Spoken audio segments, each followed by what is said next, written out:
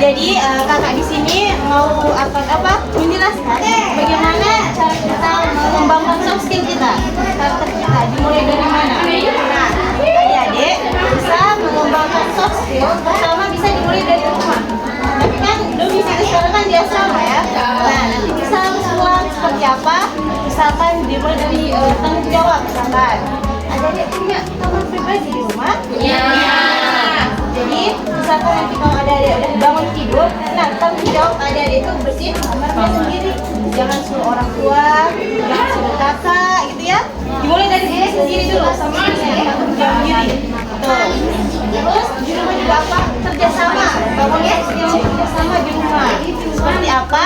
Misalkan adik-adik dia memasak, ya dia cuci piring, ya bantu-bantu di rumah. Akan kerjasama di keluarga di rumah. Ngomong orang tua, adik mungkin sering bertanya sama adik sama bapaknya. Nah besok kalau libur, berpikir soft skillnya ya, ngomong sopan santun sama orang tua, mama, adik. Terus soft skill juga bisa kita kembangkan misalkan dalam ini KBM, kegiatan belajar mengajar, seperti pernah disuruh sama gurunya diskusi. Kelompok mungkin ada 3 orang, 4 orang. Nah, dengan adanya beberapa kelompok melatih soft skill kita juga. Seperti misalkan ada rasa empati sama kelompok. Ini kelompok saya, jadi harus kerjasama sama kelompok saya supaya tugas yang diberikan guru bisa dia selesai. Jangan misalkan kayak misalkan satu kelompok ada 5 orang, cuma yang satu kerjain. Nah, ada kayak gitu? Ada. Jangan ya, maksudnya sama-sama kita kerjasama ya kan kelompok itu membangun empati.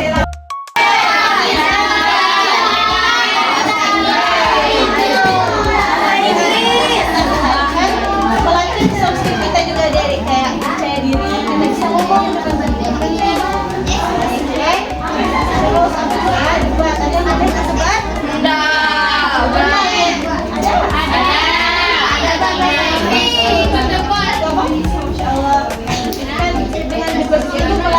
Mental kita gitu kan, berargumen ya, berpikir kritis dirinya kita kan. Dengan juga nanti itu dapat kita ya. Jadi kayak misalkan apa yang nggak kita pelajari di kelas kan, kita banyak dapat relasi dari luar, misalkan dapat ilmu tambahan dari guru atau dari baca-baca buku, gitu kan kalau kita ikut debat. Nah, selain dengan kegiatan belajar, adik-adik juga bisa mengembangkan soft skill ini di ekstra ada banyak pasti ada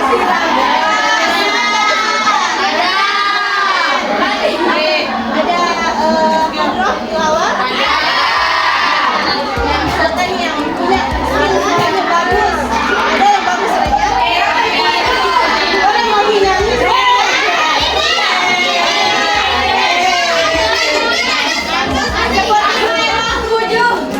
takut ngomong nanti.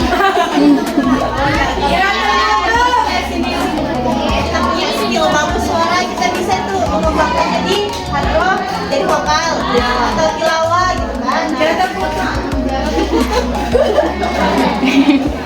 Apa juga ya ekstra OSIP ada pramuka? Ada. Pramuka kan pasti kayak kerja sama ya.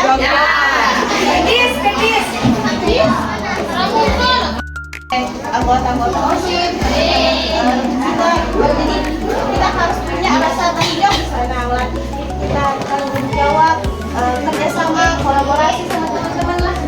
Kita membangun komunikasi yang aktif sama tim. Kalau kita melalui apa tadi OSIP sama pramuka. Apa juga ya Gini. aja jurnal. OSIP buat jurnal. Oh, kita seperti jurnal, jurnalistik, ya, kayak soal berita itu kita Oh iya, buat, bisa juga ya. gitu kan. Kayak misalkan mungkin tadi kayak buat cerpen, Ya, disuruh buat berita juga. nah itu termasuk juga soft skill ya. Melatih skill kita di sana. Nah di luar yang 3 tadi itu bisa juga soft skill kan bisa sama kelompok ya. Kita saling curhat mungkin. Benar. Mungkin kita salah sekolah, masalah percintaan. Nasir! Aduh Nasir! Aduh nasib banyak. Oh, Rizka. Yang jadi curhat, yang jadi pendengar itu punya soft skill dia. Satu soft skill sebagai pendengar, yang jadi tukang curhat juga punya soft skill karena dia bisa mengungkapkan unek-uneknya gitu di teman yang mendengarnya. Jadi kayak pendengar. Terus yang mendengarkan juga pasti akan fokus menganalisis gitu apa harus dia curhat berarti gimana tanggung jawab kita kasih dia solusi kasih dia apa supaya dia tenang gitu ya. Respon. Apa juga ya? Udah mungkin empati gitu ya. Saya rasa ada yang paham ya. Ya, Kelas berapa ini kelas 10 CD. D guys. Sekian. Ya mungkin ya kemudiannya kita juga di sini berdua ini sedang melatih soft skill kita. Jadi ngomong di depan adik-adik. Jadi mungkin maaf kalau agak kesulitan, terlalu lambat, lemah, grogi juga ya karena ya sama-sama belajar kita ya soft skill gitu. Tutup lah.